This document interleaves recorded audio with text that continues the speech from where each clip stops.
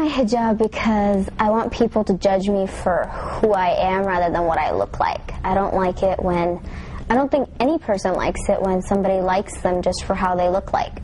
They should like them for our personality, and that's what we strive for as human beings. So this is like something extra there so that we're able to get to it sooner, so that people like us for our personality rather than, you know, how good I look.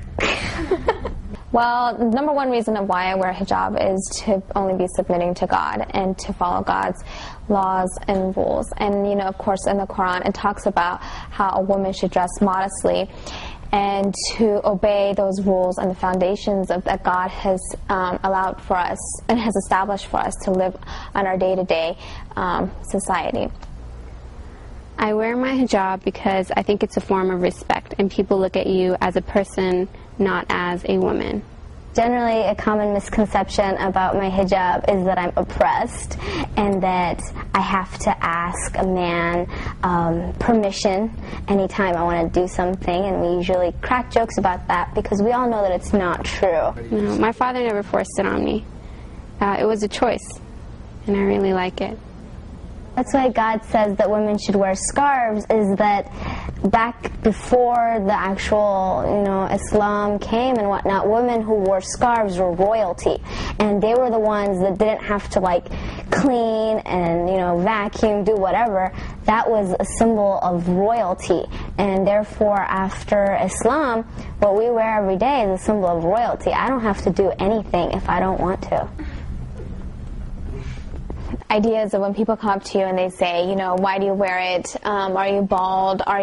Do you go to sleep with it? Do you take a shower with it? The first question I always get asked is, are you hot? That's probably the funniest thing. I got asked by an Elvis in Vegas if I was hot. And I said, no. And as you get older, there's more other misconceptions. I mean, especially with today's society and the way it is. People constantly come up to me and they say, does your husband make you wear it? Does your dad make you wear it? Do the men in the family make you wear it? And of course, in a way, it's always talking about oppression and, you know, that allowing for... you know, they think that the men force women to wear that kind of hijab. But in reality, it's not at all that way. And unfortunately, you know, our society isn't educated enough. And we have to educate them and to allow for them to, you know, by our actions and by our faith and by our belief, to, you know, erase all these misconceptions. One of the biggest misconceptions I think people have about the hijab is they always refer to it as something traditional rather than something religious.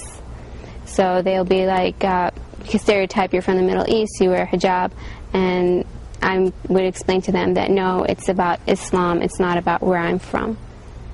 The hijab doesn't hold me back from anything. It allows me to do even more things.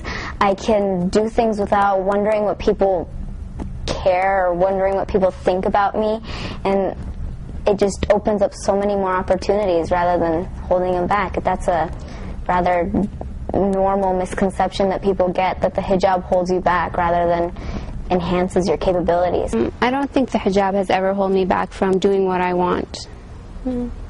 You know, the fortunate thing about me and my career is that the hijab hasn't ever held me back. You know, I'm an architect, and actually the hijab allows me and pushes me to be more forward.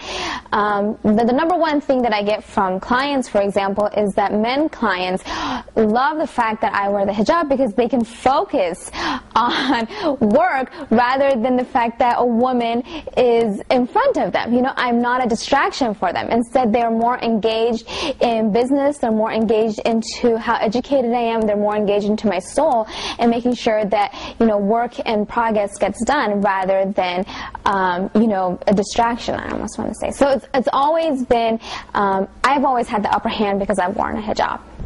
My message to those girls who are afraid to be different by wearing the scarf is that different is good. If you're unique, that's what makes you stand out from the crowd, and that's what we all need as human beings. I tell them you should wear your hijab. I mean, there's nothing wrong with being different. There's nothing wrong with showing who you really are, and it's part of your religion, so why not? I really think that a woman or a girl, especially a young girl, should try for at least one day, 24 hours to wear a hijab and to go out, because the whole world changes. You see how men all of a sudden start respecting you. You have some sort of respect, but men and women tend to respect you more. A lot of people, when I came from Kuwait, had that concern as well. They said, well, why don't you just take it off over there? And I wouldn't do it, and I wouldn't change anything. And they said, people give you trouble, people look at you differently. I've been here 4 years, and I've never had trouble. No one has ever looked at me differently. It's been great. And just go ahead and try it. It's actually a good thing. And, of course, if a room is full of white marbles and a white, ping pong balls, and the one that's red is the one that stands out. So it's the one that you want. It's the jewel in the box that you are automatically attracted to. And when that jewel in the box is something that is protected and it's wonderful and, and has a good soul and it's a good being and it's faithful, that's the one that people are automatically drawn to. And, it's good to be that one red, ball and filled with a whole bunch of room. It's good to be different.